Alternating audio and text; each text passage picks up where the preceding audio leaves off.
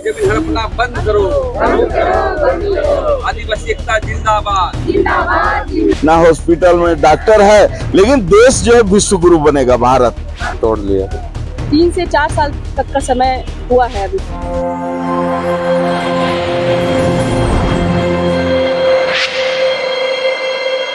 नमस्कार, जोहार। आप देख रहे हैं आदिवासी दुनिया और मैं हूं आपके साथ गायत्री शर्मा। ये ना है एक समाचार, ये है जनता के विचार। जिस तरह से आदिवासियों की जमीन लूट हो रही है, कई मामले हम देखते आ रहे हैं।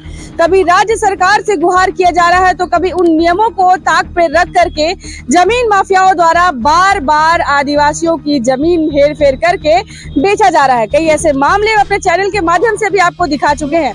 अब बड़ा सवाल यह है कि एक और मोराबादी में बड़ी संख्या में लोग सरना धर्मकोड की मांग कर रहे थे, वहीं राजभवन के समक्ष आज यहाँ पे कई आदिवासी नामकुम के कुछ लोग आए हुए हैं। साथ ही साथ कई संगठनों का आज उन्हें सपोर्ट मिला है, सपोर्ट मिल चुका है, लेकिन आवाज कितनी दूर तक जाएगी यह देखने वाली बात होगी। हम इसको भी कवरेज करेंगे, लेकिन सबसे पहले आपको हम मामला बताते हैं। तो चलिए हम सीधे जुड़ते हैं। क्या कुछ मामला है आपका? जमीन के संबंध में मामला। क्या हो गया आपकी जमीन को? हमारी जमीन को पूंजीपतियों ने हड़प लिया है। उसमें अवैध निर्माण करा रहा है। किसने हड़पाया? हड़पा तो उसको तो कैसे हड़पा, उसको तो अपना पुनीत गुप्ता ये सब। अच्छा, तो दस्तावेजों में भी हेर फेर किए हैं वो लोग? हाँ, दस्तावेज में भी हेर फेर है। कब से परेशान है आप इसको लेकर के? इसको लेके हम करीब 3-4 साल हो रहा है। 3-4 साल से परेशान है। और यहाँ राजभवन के समक्ष कब से? यहाँ हो रहा है अभी 3 रोज। आप अनशन पे थे? जी, अनशन पे थे जी। आज देव कुमार धान जी भी है, प्रेम साई मुंडा जी भी है। क्या कुछ आश्वासन मिला? आश्वासन मिला हमको कि चलो अपना आदिवासी की जमीन तुमको दिला देंगे, ऐसा सहायता। तो अभी आपने अनशन तोड़ लिया? तोड़ लिया। 3 से 4 साल तक का समय हुआ है अभी तक आपकी जमीन का मामला कैसे? एक हम बार बार ये बात बोलते हैं कि आदिवासी प्रकृति पूजक होते हैं।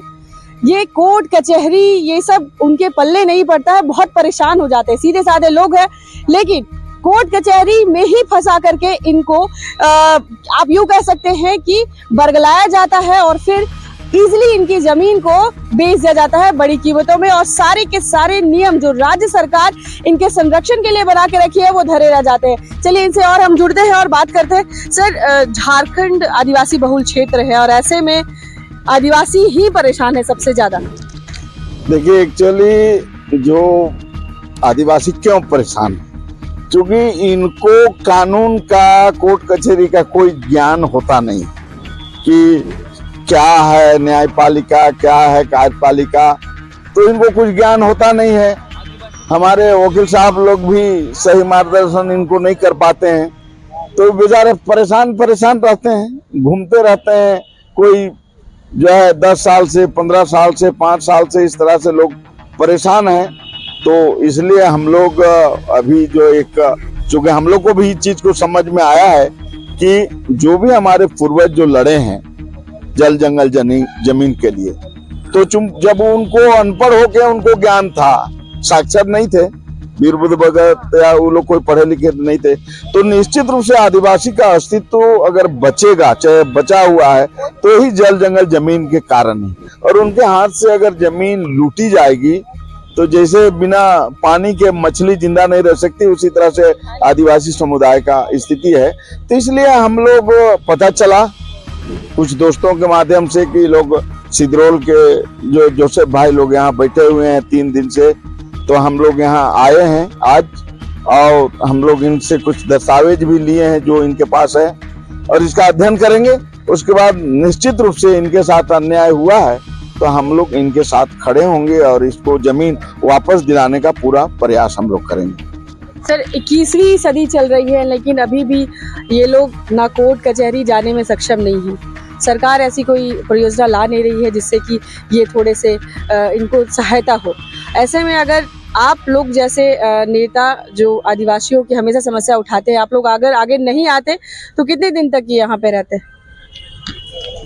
देखिए, इनको बेचारा, इनको जैसा कुछ लोग बताए कि भाई आप वहां जाइए, धरना पर बैठिए, तो इनको तो ना राजनीतिक ज्ञान भी नहीं है, तो ये लोग आ गए और 3 दिन से बेचारे बैठे हुए हैं और इनके पास पूरे कागज के दस्तावेज भी पूरे नहीं है। तो हम लोगों ने ये बात को समझा कि इनका लड़ाई इतना आसान नहीं है। तो मुख्य रूप से जो आज हमारा आदिवासी समाज, चाहे वो किसी का सरकार रहा हो, कांग्रेस का हो या बीजेपी का हो, शिक्षा पर जो फोकस होना चाहिए था इस देश में, क्योंकि मानव संसाधन का जो विकास करना चाहिए था, ये चाहे कांग्रेस सरकार या बीजेपी सरकार नहीं की। अगर अच्छी शिक्षा इनको मिलती तो आज ये किसी हम लोग का जरूरत नहीं पड़ता और ये खुद लड़ते। लेकिन इस देश में निश्चित रूप से लोग, राजनीतिक पार्टी ये चाहती है कि ये अनपढ़ रहे, गंवार रहे, आर्थिक रूप से कमजोर रहे, ताकि हम चुनाव में अपना जो है पैसा देकर दारू मुर्गा खिला के अपनी वोट लें। यही चल रही है अपना पूरे देश में। तो वही कारण है कि आज हमारा आदिवासी समाज ना न्यायपालिका जानता है, ना कार्यपालिका। FIR क्या होता है इसको भी नहीं जानता है। FIR हो गया कहने से तो उसको लगता है कि हमको फांसी पर चढ़ गए, ऐसा लगता है। FIR तो किसी पर हो सकता है, नाम तो किसी पर हो सकता है, हमरे पर हो सकता है, आप पर हो सकता है। तो लेकिन हमारा लोग नहीं जानते हैं, समझ गए ना। तो और पुलिस को तो इतना डरता है लोग कि लाल टोपी देख के ही लोग बहुत डरते हैं। तो आज भी आजादी के अमृत महोत्सव मना लिया गया और देश का ये स्थिति है, ना स्कूल में टीचर है, ना हॉस्पिटल में डॉक्टर है, लेकिन देश जो है विश्व गुरु बनेगा भारत। और भूखे जो 80 करोड़ लोग को राशन बांटा जा रहा है, अब कैसा विश्व गुरु बनेगा। अब तो जी, तो ये हमारे साथ देव कुमार धांधी जी, जो ने बहुत ही बड़ी सवाल खड़ा किया है, जो काफी विचारशील है कि आधारभूत जो ढांचा होता है उसकी बुनियाद ही बहुत कमजोर रखी गई है, यानी कि शिक्षा, किसी भी चीज का ज्ञान होना। हम इस बात को काफी सराहते हैं कि अगर आदिवासी संगठन आगे ना आए तो कई ऐसे हमारे आदिवासी भाई बहन इसी तरह से अनशन पे बैठे मिलेंगे। हम प्रेम साई मुंडा जी से जुड़ते हैं, जो लगातार इस तरह के मामले में अग्रसर रहे हैं आदिवासियों के मुद्दे पर।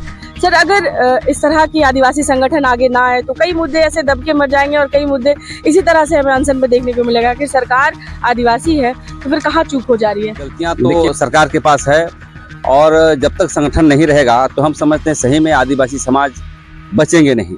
लेकिन मैं कहना चाहता हूं, ये लोकतंत्र है और लोकतंत्र में बहुत सारे कानून हैं, लेकिन झारखंड में हम देख रहे हैं कि आदिवासियों की जमीन के मामले को लेकर के हम समझते हैं सब पड़े हुए हैं। आदिवासी जमीन को कैसे लूटा जाए, आदिवासी जमीन को, अभी आपके हाल में मामला आया है कि किसी को गैर आदिवासी को गोदनामा लेकर जमीन दे रहा है लोग और उसको रसीद काटी जा रही है, डबल जमाबंदी किया जा रहा है। तो सबसे बड़ी बात, अभी 50% डबल जमाबंदी करके सीओ के यहाँ के पैसा कमा रहा है। और सबसे बड़ी चीज है यहाँ के थानेदार पूरे जमीन को वायलेशन करने में अहम भूमिका निभाता है। कोई आदिवासी आंदोलन करेगा तो उसको जल्दी केस कर देगा, लेकिन गैर आदिवासी करेगा तो उसको केस नहीं करेगा। तो हम ये मांग करना चाहते हैं कि सरकार से कि आदिवासी मामले, आदिवासी जमीन के मामले पर अभी भी संज्ञान ले। यदि मुख्यमंत्री में थोड़ा सा भी सुबुद्धि हो, आज हम लोग राजभवन में बैठे हैं, राजभवन से भी मांग करना चाहते हैं यदि मेरी बात उन पर जाती है तो हमेशा संज्ञान लेकर के इस बातों को रखें, क्योंकि ये मामला है आपका नामकोम प्रखंड के अंतर्गत, अंचल के अंतर्गत सिदरोल मौजा में 33 एकड़ का मामला है। और देखते हैं कि इसको खड़ा करके, इनके पता ही नहीं कि जमीन है कि नहीं, और गलत आदमी को खड़ा करके SAR कोर्ट से जितवाया जाता है, फर्जी हुक्मनामा बनाया जाता है, जमाबंदी खुलवाया जाता है, और कहां से गुप्ता लोग आकर के, गैर आदिवासी लोग आकर के जमीन को कब्जा कर रहा है। अभी आप देखे होंगे बरगाय के क्षेत्र में जितने भी भूमिहेरी जमीन है उसकी रसीद कट रही है। हम ये भूमिहेरी जमीन में CNT एक्ट की धाराओं में स्पष्ट लिखा हुआ है कि वो डिग्री भी नहीं किया जा सकता है, न्यायालय में डिग्री भी नहीं किया जा सकता है, तो कैसे रसीद कर गया। ये कितनी वायलेशन हो रहा है। हम समझते हैं पूरे हिंदुस्तान में सबसे बड़ा यदि घोटाला होगा तो रांची के जमीन घोटाले में अरबों रुपया का खेल हो रहा है। और यहाँ पर मैं कहना चाहता हूँ, कुल के नेता, ऑफिसर, न्यायपालिका, मीडिया, सभी के लोग लगे हुए हैं इसमें, लेकिन दुर्भाग्य हम लोग जाएंगे कहाँ आदिवासी लोग। हमें तो लगता है कि 100 वर्ष पहले जैसे हम लोग आंदोलन करते थे हथियार बंद, हमें लगता है कि फिर वहीं पर आना पड़ेगा। लोग बोलते हैं कि संविधान खतरे में है, हम कहते हैं कि संविधान खतरे में नहीं, संविधान खत्म हो गया, संविधान समाप्त हो गया, यहाँ जंगल राज आ गया है। कहाँ संविधान है? संविधान रहता तो आदिवासियों की जमीन बचती, संविधान रहता तो यहाँ पर हमारा जो है आदिवासी अधिकार मिलते। लेकिन दुर्भाग्यपूर्ण है कि यहाँ के बड़े बड़े पढ़े लिखे लोग भी गैर संवैधानिक काम कर रहे हैं और आदिवासियों को कोस रहे हैं। आदिवासियों को आज देख रहे हैं, जहां देखो आदिवासी जमीन वहीं पे टूट पड़ो। इसीलिए हम लोग समाज के संगठन के लोग, हमारा बिरसा मुंडा का खून है, कहीं सिद्धू कानू का खून है, कहीं जो है वीर बुद्धू भगत का खून है। इसलिए अंतरात्मा से हम लोग जगता है तो हम लोग ऐसे मामले को पकड़ते हैं और आने वाला समय में दूरगामी परिणाम पड़ेगा और हम लोग हारने वाला व्यक्ति नहीं है। एक बार फिर जो है 100 साल पहले जो लड़ाई लड़ी जाती है 1855 से लेकर के जो है 1900 तक जो लड़ाई लड़ी है, उस समय की लड़ाई को हम लोग फिर से शुरू करेंगे और आने वाला समय देखने को मिलेगा और आदिवासियों को जमीन बचाने का हम लोग काम करेंगे। जी, तो ये हमारे साथ प्रेम साई मुंडा जी थे, जिन्होंने कई ऐसे दाव पेचों का जिक्र किया है जिसे आजमा करके भूमाफिया जमीन हड़प रहे हैं।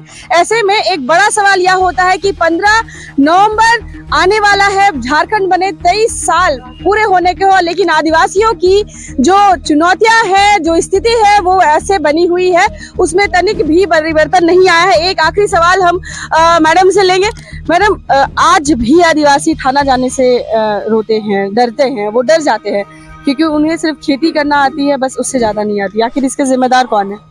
जी बिल्कुल, क्योंकि आदिवासियों का स्वभाव ही संकोची है और वो बाहरी लोगों से या दिकुओं से या कहीं बड़े अफसरों को या पढ़े लिखे लोगों को अगर वो देख लेते हैं जो उनके सिमिलर नहीं है, उनको अगर देख लेते हैं तो वो उनसे दूर भागते हैं, वो डरते हैं। यही कारण है कि वो थाना जाने से भी डरते हैं और एक बार उनको झिड़क कर अगर बड़े अफसर बात कर लिए तो दोबारा फिर कभी नहीं जाएंगे।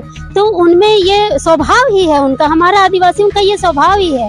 लेकिन सरकार कहीं ना कहीं इस पर अभी तक जो 23 साल हो गए झारखंड बने हुए, लेकिन आदिवासियों को कैसे हम लोग सामाजिक उनका विकास हो, मानसिक तौर पे वो जागरूक हो, इस पर कभी पहल नहीं की है। और हम कहते हैं अगर इस झारखंड राज्य में आदिवासी संगठन अगर चुपचाप बैठ गए तो यहाँ जमीनों को ऐसे छीना जाएगा, आदिवासियों को ऐसे मार काट कर भगाया जाएगा जैसे कि यहाँ पर मतलब जंगल राज हो गया।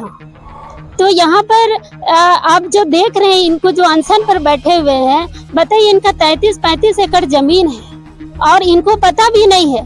और सबसे बड़ी बात मैं कहूँगी कि इतनी सरकारें आई और गई, लेकिन हमारा रिकॉर्ड रूम से हमारे खतियान गायब हो जा रहे हैं, हटे जा रहे हैं, लेकिन किसी भी डीसी ने या किसी भी सरकार ने इस पर संज्ञान नहीं लिया है। और कल को अगर जो भी बाहरी और गैर आदिवासी अगर इनकी जमीनें छीन रहे हैं, गलत पेपर बनाकर अगर छीन रहे हैं, फर्जी पेपर बनाकर छीन रहे हैं, इनके रिकॉर्ड्स रूम में इनके खतियान अगर फाड़ दिए गए तो ये किस आधार पर लड़ेंगे? और सबसे बड़ी बात है कि कोर्ट कचहरी में 90% आदिवासी सिर्फ कोर्ट कचहरी का चक्कर काट रहे हैं, फिर भी अपनी जमीन को नहीं बचा पा रहे हैं। जी, तो जैसे कि साफ और सीधे तौर पे कहना है कि आदिवासी को बड़ा बरगलाया जा रहा है, दस्तावेजों में हेरफेर हो जा रही है, जमीन ही नहीं, कहीं हम एक और देख रहे हैं कि आदिवासियों की जो आस्था है उसका भी अतिक्रमण हो रहा है, जमीन का भी अतिक्रमण हो रहा है। हम जितने भी आला अधिकारी हैं, जितने भी मंत्रालय हैं जिनके हिस्से में या डिपार्टमेंट आता है, हम उनसे आग्रह जरूर करना चाहेंगे, आदिवासी दुनिया चैनल ये आग्रह करना चाहेगा कि इस तरह के मामलों में जल्दी से जल्दी अंकुश लगाना चाहिए। आप देख रहे हैं आदिवासी दुनिया और मैं हूं आपके साथ गायत्री शर्मा।